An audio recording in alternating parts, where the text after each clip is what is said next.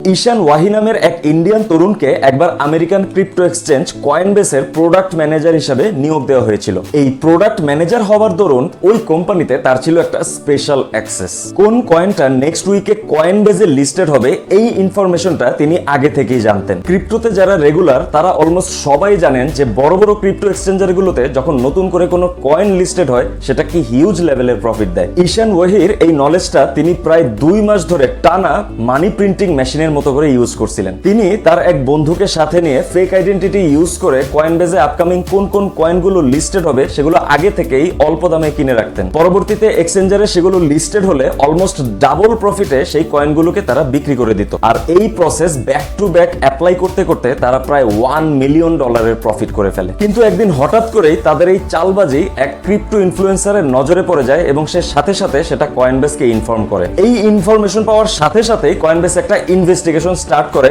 এবং পরবর্তীতে তারা প্রমাণ পায় যে তাদের প্রোডাক্ট ম্যানেজারই এতদিন ধরে এই কাজ করে আসছিল। ঈশান ওয়াহি ব্যাপারটা আন্দাজ করতে পারে ওই দিনই ইন্ডিয়াতে ব্যাক করার জন্য তিনি প্লেনের টিকিট কেটে এয়ারপোর্টের দিকে রওনা হন। এন্ড গেস হোয়াট, সে কি পালাতে পেরেছিল? আনফরচুনেটলি এয়ারপোর্টে যাওয়ার সাথে সাথেই আমেরিকান পুলিশ তাকে সেখানে গ্রেপ্তার করে ফেলে। ক্রিপ্টোতে সবচেয়ে পাওয়ারফুল পারসন হচ্ছে তারা যাদের কাছে ইনসাইডার নলেজ আছে, আর এই ইনসাইডার নলেজওয়ালা ব্যক্তিগুলোই পুরো মার্কেটটাকে কন্ট্রোল করে। মার্কেটের ইনসাইড এন্ড আউটসাইড দুটো জায়গার নলেজ পেতে আমাদের টেলিগ্রাম চ্যানেলটিতে জয়েন করুন।